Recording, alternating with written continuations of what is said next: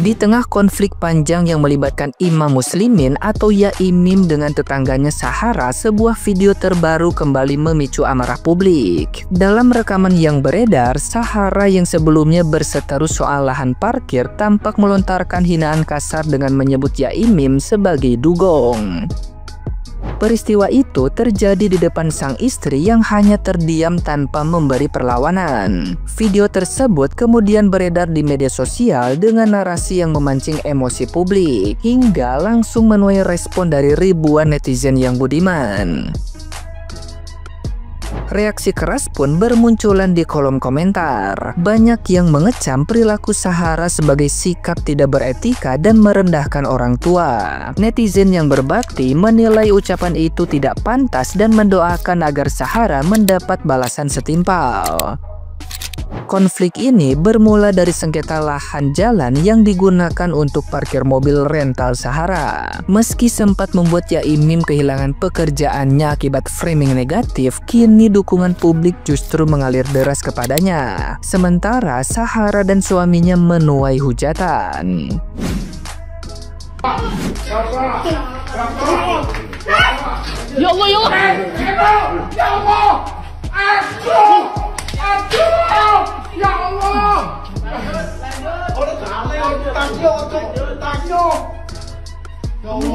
Narik aku, kenapa kamu narik aku? Kapan aku narik? Ada videonya? Ada? Mana buktinya? Ayo. Oke, Beb. Kamu nggak apa-apa, Abi nggak apa-apa. Abi nggak apa-apa.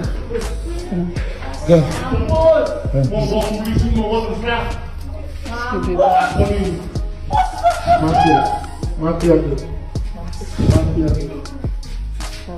Ya, iling kon. Ya, apa ini? Ya. Oh, nggak pakai juga. Dugong. Dugong.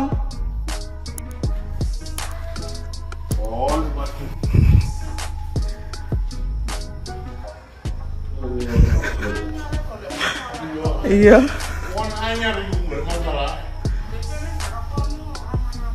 Iya loh.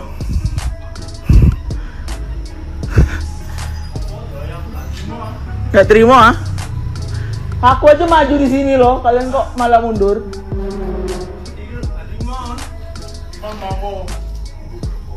Imam Muslimin namanya. Namanya Muhammad Imam Muslimin. Aku gotong di rumah sakit. Sakit aku. Mak katanya mau gotong di rumah sakit, bawa ke kuburan aja nggak sih? Heru, Mas Heru. Tolong ambilkan mobilnya. Hei, kamu mau dia dipanggil polisi terserah. Kalau dosa yang nanggung.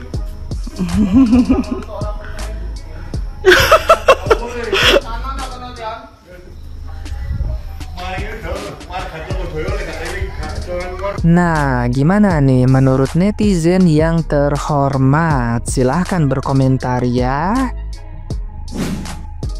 Kita semua pasti tahu ya dengan kasus beliau, tapi entah siapa yang salah yang benar. Pada dasarnya kita semua tak pasti, tapi yang pasti Pak dosen di situ adalah pemilik tanah dan si Sahara di situ hanya pengontra. Itu udah pasti gitu udah. Jadi untuk kalian-kalian yang teriak-teriak Free Palestine, di Israel jahat, silakan jauh-jauh ke sana lah, di negara kita sendiri. Dia pemilik tanah bisa diusir oleh desa gara-gara dia bertengkar dengan seorang yang ngontrak di situ. Itu kan udah kayak Israel.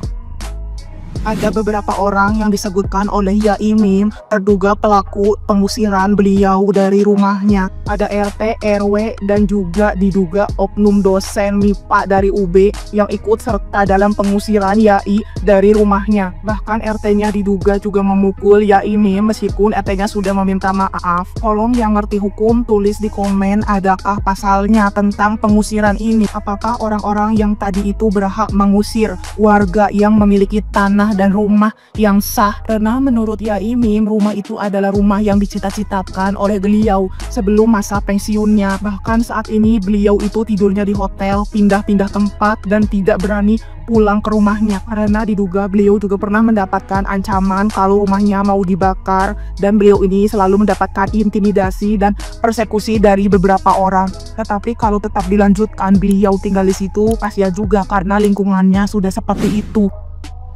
Guys, kalian pasti tahu dong kasusnya Yai Mim yang semakin viral dan panas di TikTok, guys. Jadi kasusnya Yai Mim ini udah sampai ke Abang Denny Sumargo, dan kabarnya Yai Mim ini bakal datang ke podcastnya Denny Sumargo nih, guys. Sependek pengetahuanku, awal mulanya ini viral banget di video TikTok bahwa ada seorang pria paruh baya ya, itu tuh ngamuk-ngamuk gitu di depan rumahnya, yang mana diketahui itu adalah Yai Mim, seorang dosen ya guys. Nah, awalnya perseteruan antar tetangga ini membuat Yai Mim tuh dihujat sama netizen, dikata-katain apa segala macam. Aku pun awalnya melihat Yai Mim itu shock banget karena ada beberapa video yang menurut aku kurang pantas ditampilin di halayak ramai ya guys. Dan aku juga sempat bertanya-tanya, ini orang tua kenapa? Tapi plot twistnya sekarang netizen berbondong-bondong ngebelain Yai Mim. Katanya sih kalau Yai Mim ini adalah orang yang ternyata malah bener gitu guys. Jadi diantara konflik ini tuh Yai Mim yang bener.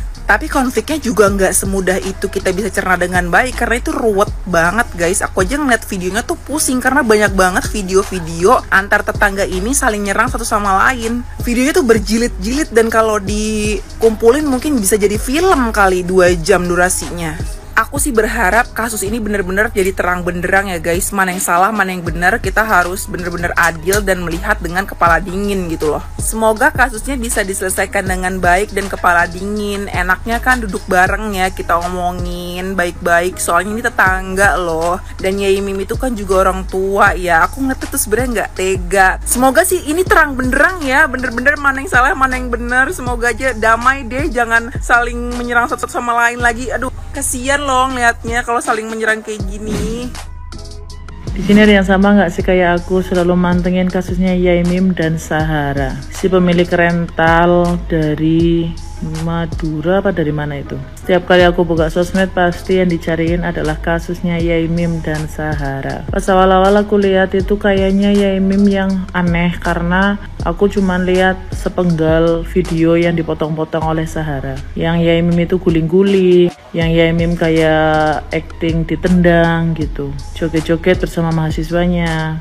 Sampai aku mikir, pantas saja mahasiswanya nggak ada yang berangkat, pantas saja tetangganya seperti itu. Tapi setelah video yang diupload oleh istrinya Yai Mim keluar, disitulah kebenaran terungkap. Disitu aku sebagai seorang pendidik ngerasa ikut sakit hati nggak sih? Cara Yai Mim itu kan dosen itu loh, ya kan? Kayak gituin kayak nggak ada harga dirinya, astagfirullahaladzim.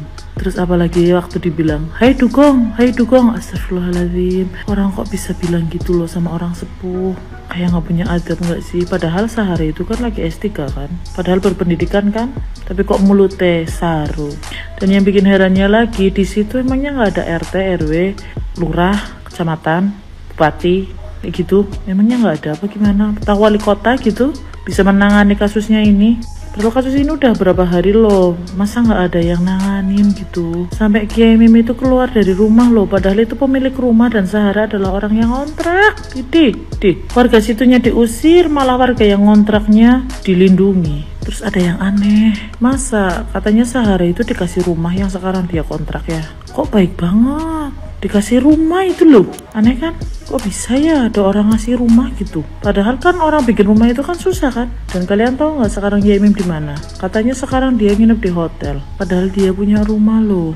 Dari kasusnya Yai Mim, di situ aku bisa lihat ya bahwa mau sekaya apapun kalau misalkan dia nggak punya etika, bit menurut aku. Yai Mim selama ini menangani atau menghadapi Sahara dengan kepala dingin. Ya Allah Gusti, itulah seorang guru itu kayak gitu.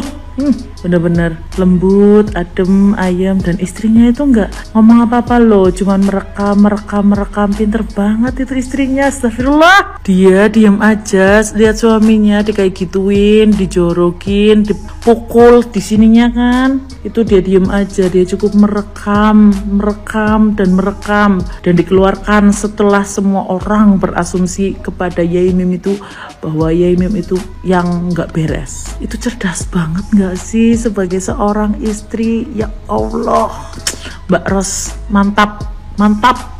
Ayo tunjukkan kemenangan walaupun di akhir. Nggak apa-apa. Semangat buat Yai Mim dan Mbak Ros ya, Masya Allah.